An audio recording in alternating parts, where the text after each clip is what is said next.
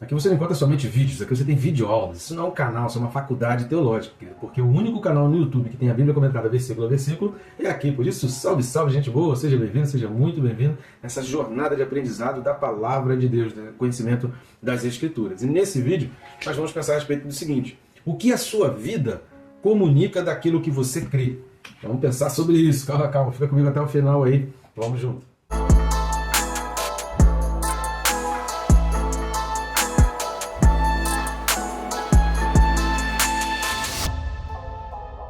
Rapidinho, você está assistindo esse vídeo, não deixa de se inscrever no canal. Clica aí, é bem rápido e fácil, tem um botão aqui inscrever, clica também no sininho, porque clicando no sininho, marcando aí a opção toda, você vai ter dois benefícios. Um deles é ficar por dentro de toda a novidade do canal, e o outro é que esse sininho vai te despertar a estudar a Palavra de Deus e você não deixar esse alimento imprescindível de fora do seu dia. Peço também suas ajudas aí para curtir, comentar e compartilhar, e vamos fazer esse vídeo chegar a mais pessoas. Cada curtida e cada comentário, compartilhamento, o YouTube vai aumentando o nosso alcance. Então, se a gente quer alcançar mais pessoas, como Jesus disse, ir pelo mundo, pregar o Evangelho a toda criatura, né, fazer discípulos de todas as nações. Então, se a gente quer pessoas se aproximando, se aprofundando no conhecimento das Escrituras, Oséias fala, né, o povo peca por falta de conhecimento. Então, se a gente quer que o povo esteja mais próximo de Deus, mais próximo daquilo que Deus quer, então vamos caminhando junto e levando a palavra, e juntos a gente chega sempre mais longe. Então, vamos lá, o texto desse vídeo é a carta de Paulo aos Romanos, capítulo 1, e o versículo 16. Romanos 1, versículo 16 fala assim: pois não me envergonho do Evangelho, porque é o poder de Deus para a salvação de todo aquele que crê, primeiro do judeu e também do grego. Novamente aqui, aí no versículo só ele tem o pois e o porquê, para dar exatamente essa sequência, esse dinamismo, essa carta que ele está escrevendo e ligando sempre os pontos, né? Nunca um ponto ele se esgota por si só, ele tem sempre um complemento, ele tem sempre algo que vai puxando. Isso é uma sabedoria muito grande da escrita de Paulo, exatamente para ir dando essa sensação de eu preciso seguir, eu preciso ver o próximo, eu preciso conhecer a respeito do próximo. E aqui esse texto é tremendamente esclarecedor para a gente, muda muito a maneira da gente pensar, porque o ensino que Paulo traz, e aquilo que a gente vem falando aqui nos últimos vídeos, não só as expressões, as palavras que Paulo coloca, mas as razões, né, o sentido de tudo aquilo que Paulo traz, é um ensinamento completo e muito grande do que Paulo está trazendo aqui. Mas antes da gente iniciar exatamente a respeito do que Paulo está falando, eu peço mais algumas ajudas suas. Você está vendo esse QR Code que está aqui do lado, vai ficar aí até o final do vídeo, ou o primeiro link na descrição também, seja através do QR Code, seja através do primeiro link, você vai abrir um menu de opções, você pode estar ajudando o nosso canal e também contribuindo para o nosso ministério. Nessas opções, você vai ter a forma de nos convidar para estarmos aí na sua comunidade, abençoando a sua igreja, levando uma palavra, falando a respeito das Escrituras, numa conferência sobre escola bíblica. Prepara aí um ambiente que a gente vai com muito prazer e muita alegria para estar aí na sua comunidade. Mas você vai ter também formas e maneiras de você adquirir esses livros, seja em formato digital ou em papel. Você vai adquirir o Quem se Importa com Deus, sabe aqueles questionamentos, onde estava Deus quando ocorreu aquela tragédia, por que Deus permite catástrofes, desastres, por que Deus permite o mal no mundo? Quem se importa com Deus vai ajudar, e eu tenho certeza que vai fazer a pessoa entender na visão de Deus, a visão que Deus tem a respeito do mundo. O Perca Peso Tirando da Trave do Olho trabalha no sentido da santidade, explicando o que é pecado e como enxergar o pecado do outro também, né? A gente aprende o que é pecado para a nossa vida e nos ajuda a enxergar o pecado no outro. Sabe aqueles questionamentos? Ah, meu Deus, mas por que fulano caiu em pecado? Por que fulano se afastou? Seja o cantor gospel, aquele pastor lá proeminente nas redes sociais, aquele líder de ministério, ou simplesmente o meu líder de célula caiu em pecado, se afastou. Como que eu lido com isso? O livro é o Perca Peso Tirando da Trave do Olho. Querido, eu queria que todos os crentes, todas as pessoas da igreja evangélica lessem esse livro, porque com certeza 1/5 dos problemas que a gente tem hoje, a gente nem chegaria, né, a esse patamar de 1/5 dos problemas que a gente tem de disse-me-disse, de enxergar errado, de interpretar errado o erro dos outros. Então, quem dera se todo mundo pudesse estar lendo esse livro, Perca Peso Tirando da Trave do Olho. Tá certo? Mas vamos lá. O autor aqui, que é Paulo, ele está falando, né? Pois não me envergonho do Evangelho. Ela nos revela pelo menos duas coisas. Duas coisas a gente aprende com Paulo ao expor isso daqui para os romanos. Primeiro, puxando o que ele disse no versículo 15. Lembra que, se você assistiu o vídeo anterior, esse versículo 16, ele está dando as razões. A gente falou no vídeo passado, terminou o vídeo passado, falando sobre as razões da sua dedicação. Por que Paulo diz que ele está pronto para ir? Por que ele tem essa disposição? Por que ele tem essa prontidão? Por que ele se voluntaria para ir anunciar aos romanos? A razão disso é exatamente a sua ousadia, ele não se envergonha. Então eu me coloco como voluntário porque eu não tenho vergonha desse evangelho. Ou seja, Paulo está comunicando ali com a sua vida aquilo que ele realmente crê, que a gente vai falar um pouco mais lá para frente. Mas a razão por que ele se coloca como prontidão, porque ele se voluntaria, é porque ele entende que anunciar o evangelho requer ousadia. Por isso ele diz, eu não tenho vergonha.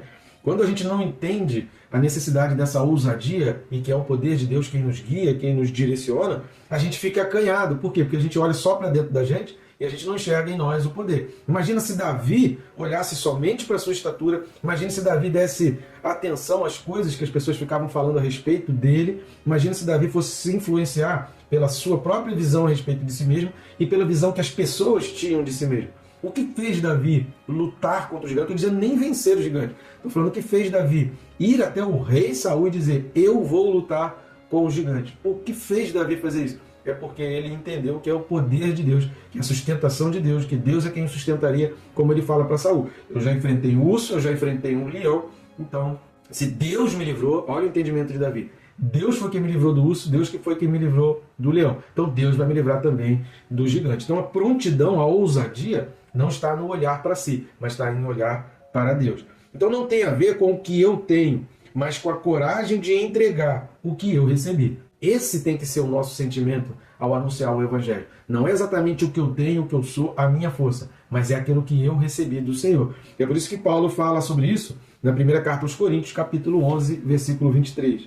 Primeira carta de Paulo aos Coríntios, capítulo 11, versículo 23, fala assim, porque eu recebi do Senhor o que também vos entreguei, que o Senhor Jesus, na noite em que foi traído, tomou o pão. E aí aqui é aquelas instruções para a ceia, né? Ele vai dizendo aqui como participar da ceia do Senhor e como fazer isso para relembrar o Senhor de uma maneira que a gente faça também profética, né? Profetizando um dia estar no Senhor. Mas o que eu quero dizer aqui é que Paulo só vai fazer todas essas instruções a respeito da ceia, a respeito da comunhão, a respeito do entendimento do servir ao Senhor, porque ele diz, olha, porque eu recebi o que também vos entreguei. Ou seja, eu primeiro recebi e eu passo. Eu sou um canal. A Bíblia vai falar sobre isso, né? Que nós somos mananciais. Jesus ele vai falar que de nós fluiria água viva. Ou seja, nós não somos a nascente. Há um rio que corre do trono e que através de nós iria fluir. Nós seríamos aquele canal que vai levar a palavra de Deus e que vai jorrar dessa água. Agora, a fonte é Deus. A gente precisa ter esse entendimento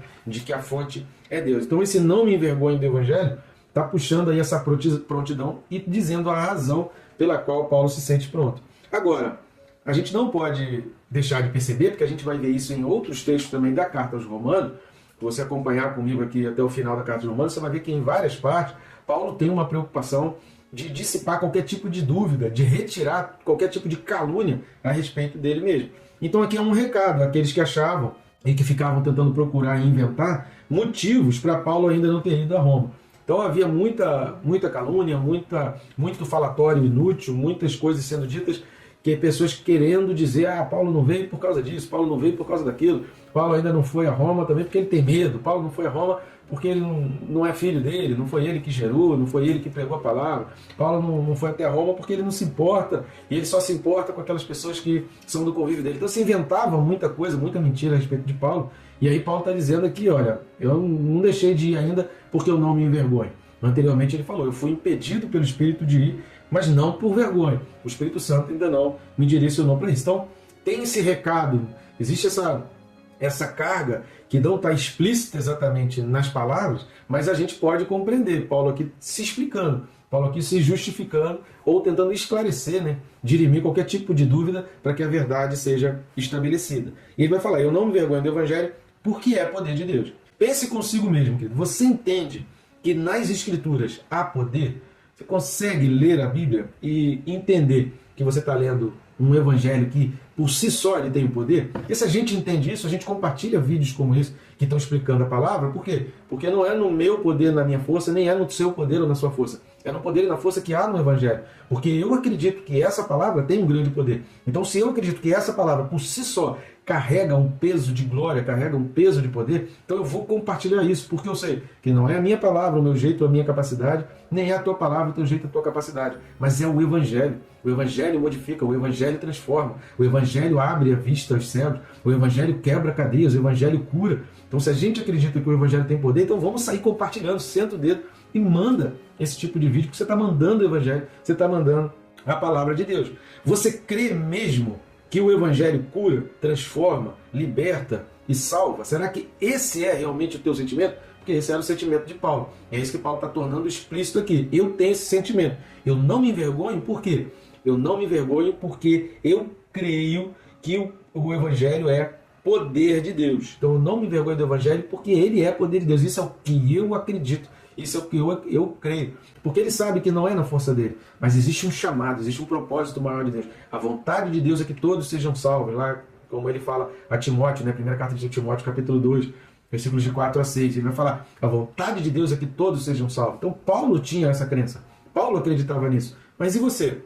Acredita também nisso? Então vamos entender um pouco mais do que Paulo fala? Vamos dar uma lida em Romanos, capítulo 5, versículo 6. Carta de Paulo aos Romanos, capítulo 5, versículo 6, fala assim: porque Cristo, quando nós ainda éramos fracos, morreu a seu tempo pelos ímpios. Então Paulo acreditava nisso. Olha, nós ainda éramos fracos, nós ainda estávamos no pecado, mas Cristo morreu por nós. Então como eu posso segurar um poder desse? Como eu posso reter para mim um poder desse? Se eu também fui salvo, se Cristo morreu por mim, enquanto também eu ainda estava no pecado. Então como eu posso ver pessoas no pecado, pessoas na escuridão, pessoas sem esperança, e eu não levo o Evangelho, e eu não levo a palavra? Então o que eu estou comunicando com essas minhas atitudes? Ao reter o Evangelho, ao não compartilhar a palavra, o que eu estou comunicando para Deus? O que essa minha atitude está dizendo para Deus? Agora pense o inverso. Se eu comunico, se eu jogo, se eu falo a palavra, se eu vivo para anunciar a palavra, o que essa minha atitude está comunicando para Deus? Então, se eu realmente creio, eu não posso segurar. Se eu realmente entendo que o Evangelho tem poder, eu não posso reter isso. Eu não posso achar que isso é só para mim. Se eu realmente entendo que a vontade de Deus é que todas as pessoas sejam salvas, como que eu evito levar essa palavra e anunciar o Evangelho? Mas vamos dar uma lida em mais, vamos entender mais o que Paulo está falando sobre isso. Romanos 8, de 5 a 9. Então aqui, carta de Paulo aos Romanos, capítulo 8, do 5 ao 9, fala assim: porque os que se inclinam para a carne cogitam das coisas da carne, mas os que se inclinam para o Espírito, das coisas do Espírito. Porque o pendor da carne dá para a morte, mas o do Espírito para a vida e paz. Por isso, o pendor da carne é inimizade contra Deus, pois não está sujeito à lei de Deus, nem mesmo pode estar. Portanto, os que estão na carne não podem agradar a Deus. Vós, porém, não estáis na carne, mas no Espírito, se de fato o Espírito de Deus habita em vós. E se alguém não tem o Espírito de Cristo, esse tal não é dele. Ou seja, quem cogita demais das coisas da carne não tem o Espírito de Cristo e não é dele. É igual aquela história, né, que, se não me engano, no desenho do Kung Fu Panda, né, que pergunta para que lado a árvore cai. É uma árvore, ela vai cair sempre para que lado? Para o lado que ela estiver mais inclinada. Então, se a gente estiver inclinado muito na carne, se a nossa inclinação, e quando fala inclinação, está falando de concupiscência, de vontade, de desejo, está falando de gestão. A gestão da minha vida são as coisas da carne.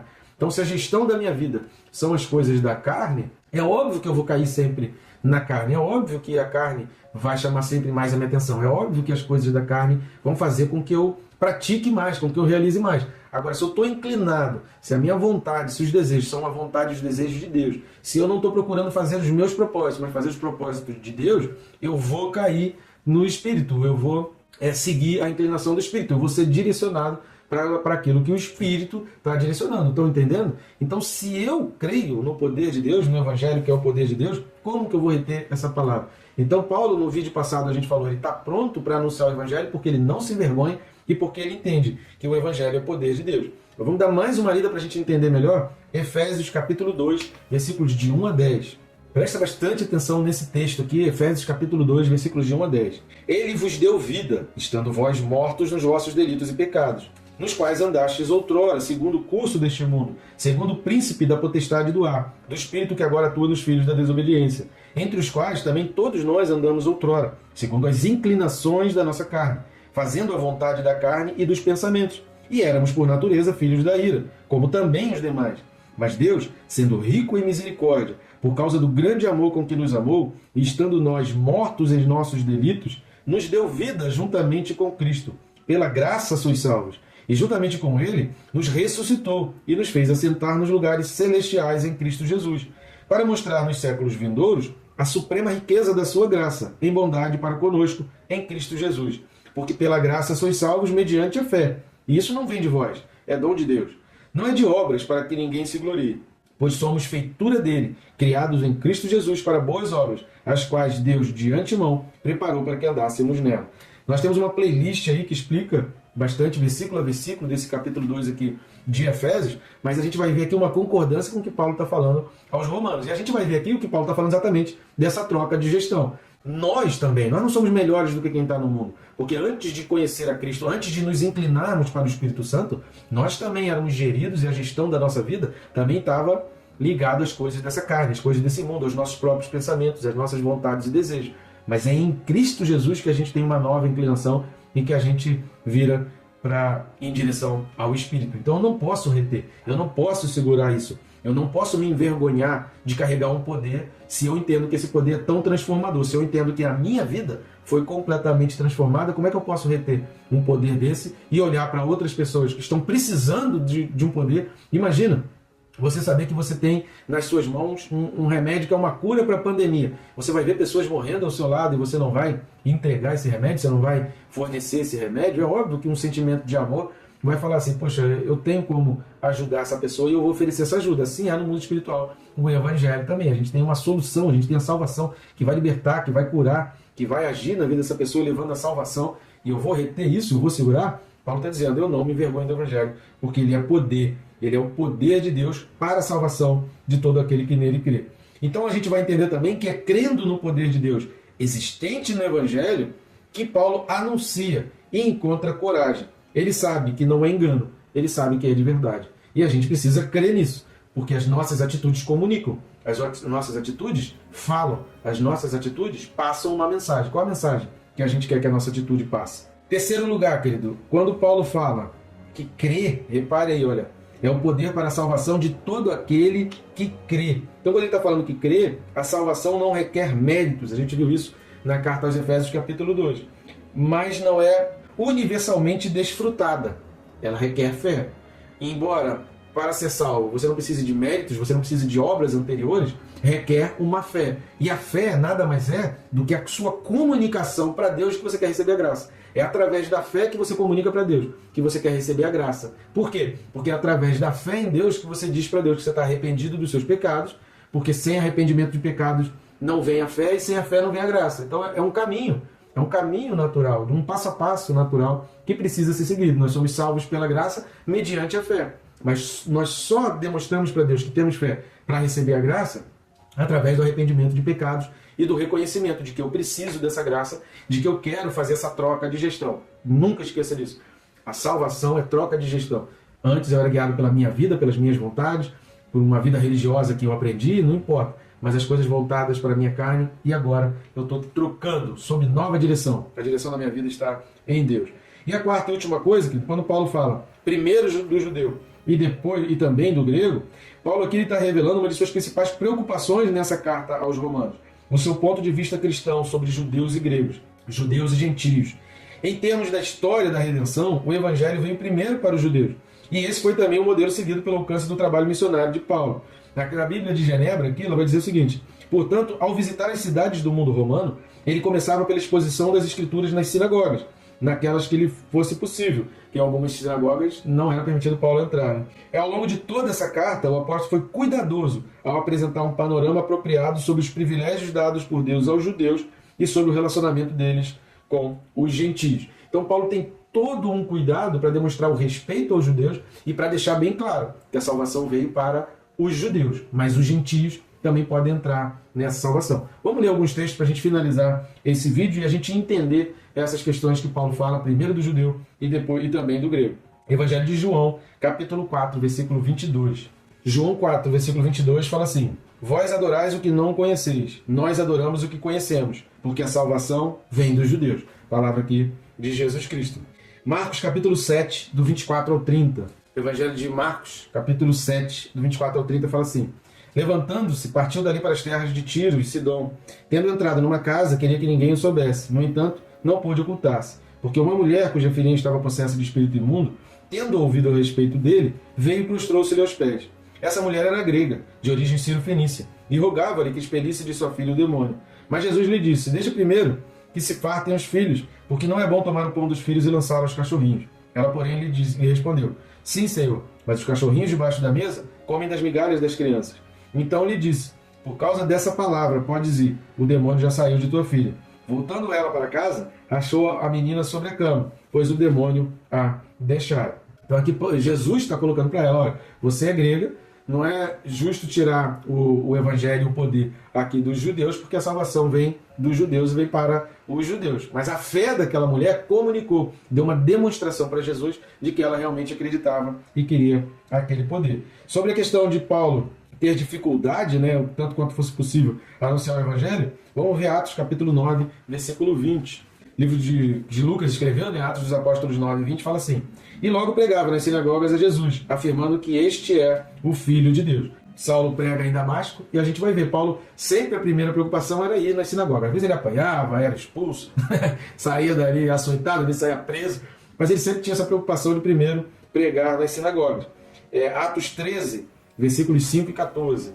Atos dos Apóstolos, capítulo 13, versículo 5, fala assim: chegados a Salamina, anunciavam a palavra de Deus nas sinagogas judaicas. Tinham também João como auxiliar. Versículo 14.